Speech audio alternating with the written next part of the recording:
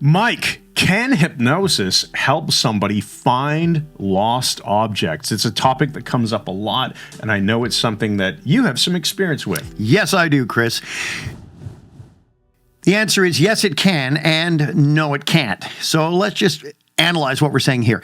When we're talking about lost objects, I'm not talking about some sort of psychic sense. You can put someone in a trance and say, oh, where is his wallet? He lost downtown. Okay, I see it's on this corner. No, not that kind of thing. But we're talking about things that are misplaced. Right. Where you've laid something down, your wallet, your ID, my passport in Las Vegas, all of these different things that can be unfindable, to use the technical term. Things that feel like they've been lost forever. Right. Or Can just for a hypnosis short help? period of time. Yeah. So again, you're recapping here. You're not talking about going to a psychic and saying, where is my wallet? But you're the one that lost the wallet. Some part of you in your unconscious probably knows where it is. Probably has a record of it. You need to get that memory conscious. Right. Now, remember, I've done forensic cases working on murders and so on several times, but this is something different. So I'll give you an example to explain how this worked. I met a young man at Centennial College in Toronto years ago. He was getting married, had bought his bride-to-be a beautiful engagement ring. He had thought he had put it in the drawer at home, and it was not there. And he was climbing the walls, looked everywhere, could not find this ring. She didn't know he'd lost it or mislaid it. So I put him in a trance, a deep trance, and said, go back to that exact moment, the last time you remember having it.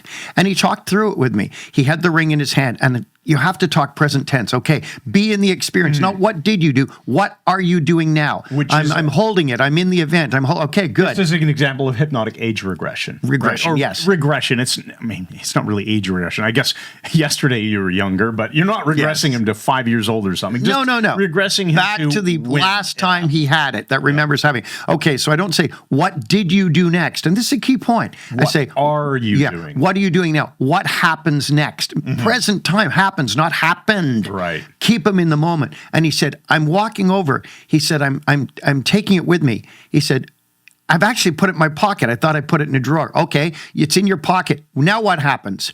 I can't remember. Yes, you can. I touch her in the head. You can remember. Okay, now he said, oh, I took it to work with me. Took it to work with you. I remembered I had it in my pocket. Okay, be in the moment. Now what do you do? He said, I put it in the drawer, but it wasn't the drawer at home. I mean, it was convoluted. It was something like this. But he remembered the wrong drawer, wrong location. Yes, he thought it was in his dresser at home, and he'd put it in his office So by regressing him back to that moment, he was able to realize he actually run the event put it forward, in his pants, took it to work, put it in a drawer at work. Yeah. And found it hidden in the back corner behind a bunch of stuff where it was safe.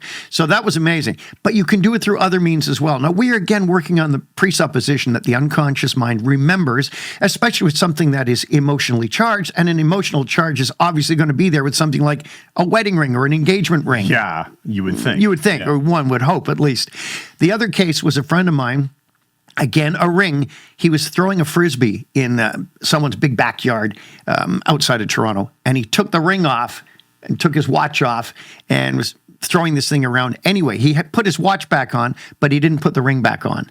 And he couldn't find it. And he thought he must have taken it in the house, took him back to the event. Okay, you're throwing Frisbee and the ring. Why did you take it off? Why are you taking it? Oh, it was felt awkward. It's a large ring. Okay, what are you doing now? I set it on the picnic table with my watch.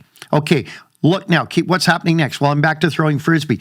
But he's seeing this. We did it through timeline instead. So Tad James's timeline therapy, brilliant. He dissociated above all the events in his past and let your unconscious mind take you to the moment you set it down. So he drops down into the event, associated again. It's just another way of regressing him.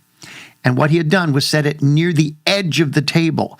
And he wound up finding it. It had sunk down in the grass next to the leg of the picnic table. Oh, no. He had left it there last, and then he went and searched the picnic table. He thought he'd taken it into the house and had put it down somewhere and couldn't find it. So it's two ways of regressing the person to the event, either dissociated above all the events in your past and dropping into that moment, your unconscious knows where it is, or taking them to just before it disappeared and running the event forward. Again, the unconscious mind remembers a ton of stuff.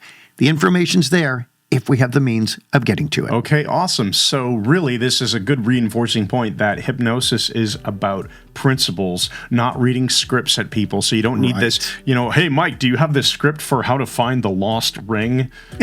Yeah. Because it's so specific to the exact scenario that the other person is actually dealing with. And that's why you want to use principles, not scripts. If you want to learn more about hypnosis, come and check us out at the Mike Mandel Hypnosis Academy. You'll find a link in the description under this video. While you're here, you may as well hit that subscribe button, smash that bell so you're notified of our videos, and we'll see you in the next one. Thanks again, and good night.